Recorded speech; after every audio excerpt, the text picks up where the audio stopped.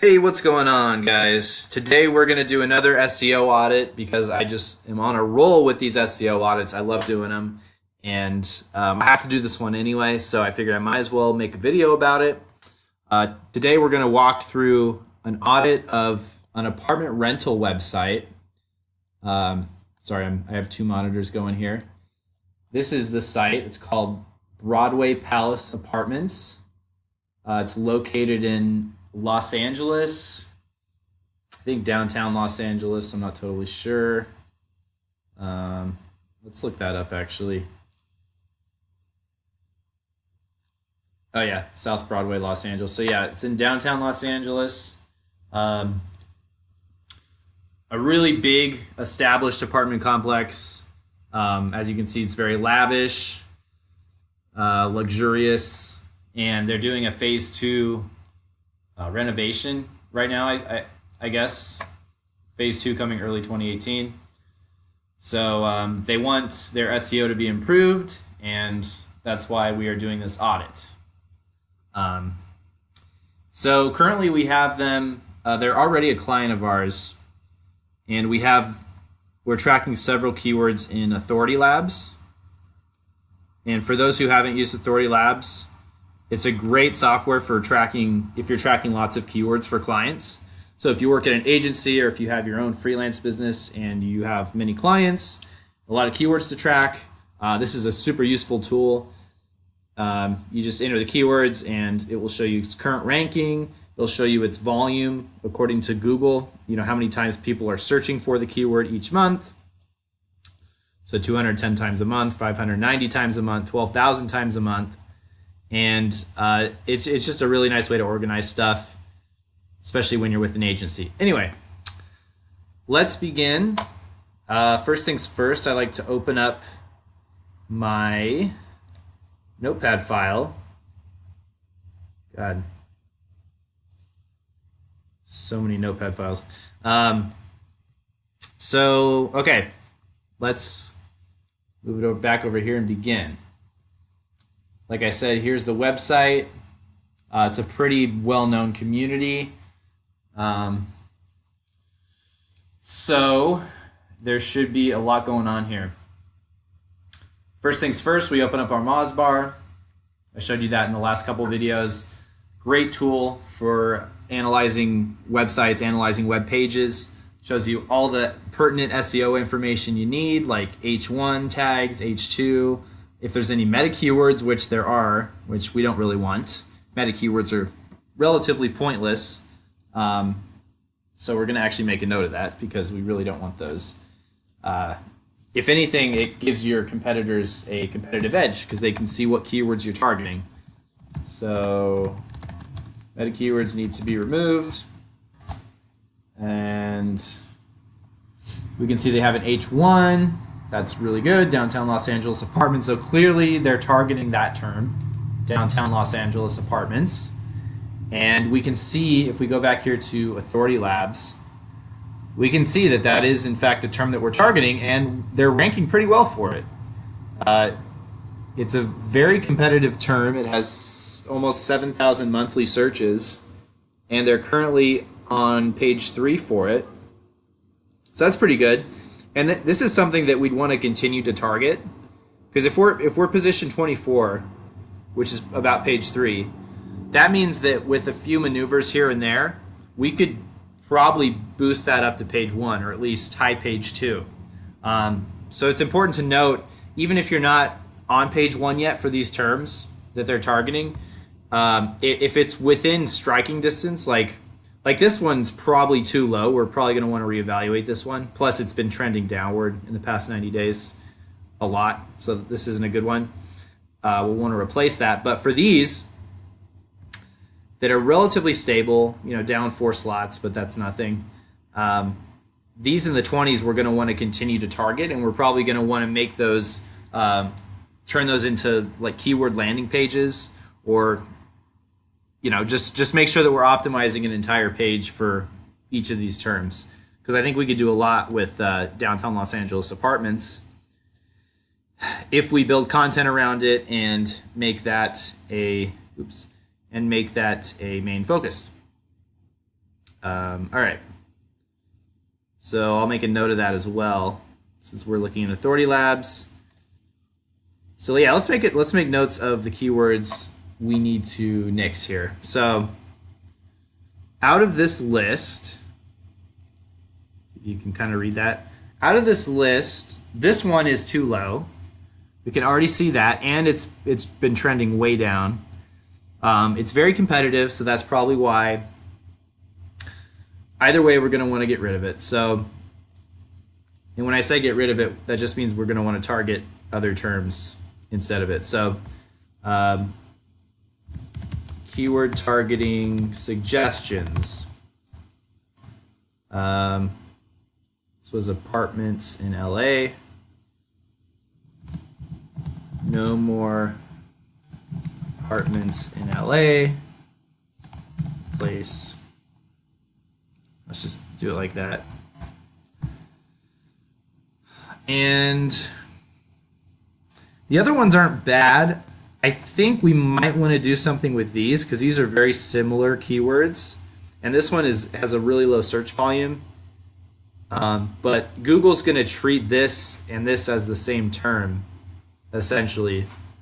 So I think we're going to want to get rid of the second one because it's low volume. So I'll make a note of that. So DTLA apartments for rent, replace. Oops. I think the rest are good though for now. This one's kind of on the borderline, this apartments for rent in downtown Los Angeles. It's very similar to this term, although the thing I like about it is it's been trending upwards a little bit in the past 90 days. 8 spots, so not a lot, but this one for sure, this one for sure is the one we're going to want to reevaluate because that's just not getting enough traction. I do want to explore more of these location-specific terms like South Park, whatever sub areas of downtown LA it's in. I think those could be useful targets. Oops. So let's make a note of that. Explore other hyperlocal downtown Los Angeles targets. Okay. So I think we kind of understand what needs to be done with the keywords. And again, as we dig deeper into this website, we'll probably make even more specific decisions that way. So for now, let's close this for a second. And let's kind of look at this homepage. So they're using a video, a Vimeo clip. And right off the bat, the thing I don't like is that you can see this. You can see the Vimeo bar down here, and it's clearly on autoplay. And I don't really like that. I think that's kind of cheesy, but I think they're getting a redesign anyway, so it should be fine. It's just not a great user experience, but that's okay. Let's see. The content here. So the content here is targeting downtown Los Angeles apartments. We could probably do some interlinking here. Maybe swap out a couple terms. Let's try the floor plans page. Broadway Place. So floor plans page is going to need content. That's the main thing. It's got a couple paragraphs on the bottom, but that's probably not enough. And we could do more with this title tag here. We could also do more with text underneath each floor plan, but that's not completely essential. Let's go to amenities. Okay, so I'm wondering how this looks on mobile because a huge image like this can be really bad for the mobile user experience. Let's see if it condenses it all. Okay, it doesn't. Whoa. Oh, there it is. What the heck? Oh, you know what?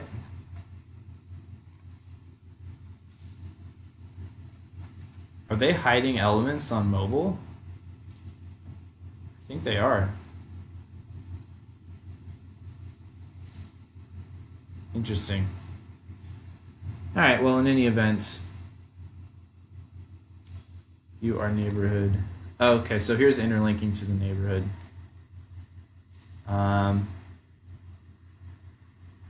Featured amenities. Okay, I see what that was. So these are just amenities and stuff. And the content's down here. It's kind of weird that the content's down here. And again, they're getting a redesign, so I'm not too worried about placement, but yeah, this looks very strange. I also don't like the pipe right here. You don't need a pipe in your H1 or H2. Whatever that is, probably H2. And probably need a little more content here, but that's something we can work on. Typically you want about 300 words per page. Preferably more. I mean, the more you have, like, it never hurt anyone to have more, especially these days. You know, the top ranking sites have a lot of words on them. 170 is too low. I'd want to add more words to that. But I got to work with our design team to figure out what the redesign is going to look like and what theme they're using. Work out those minutia details. Okay, and here's the blog page. Now here's where they could be doing a lot. Like I was saying before, when it comes to targeting competitive keywords like that, you want to build out other pages that create this sort of link silo effect, and you want to be able to pass that. I don't want to say link juice because that's such a hacky term, but you want to pass that link influence, that information from one page to the next. And a blog is a perfect way to do that. Any form of content is a good way to do that.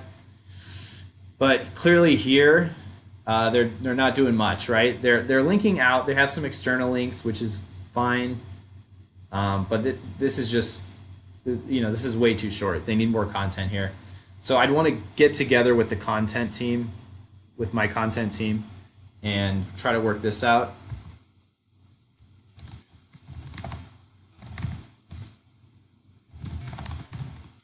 About beefing up blog and using it for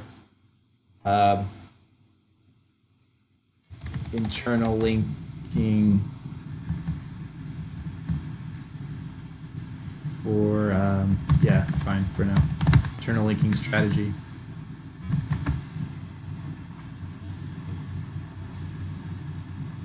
Because this is pretty mundane for the most part.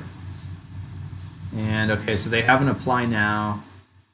So this is a really bad call to action. This is a stock photo taken from Pixabay. I've used this exact photo for projects in the past. So we don't want that. And click here, and the site can't be reached. Awesome. Okay, so again, it's going to be redesigned, so I don't have to worry too much about that, but that's interesting. They also have a social media YouTube channel. What's going on here?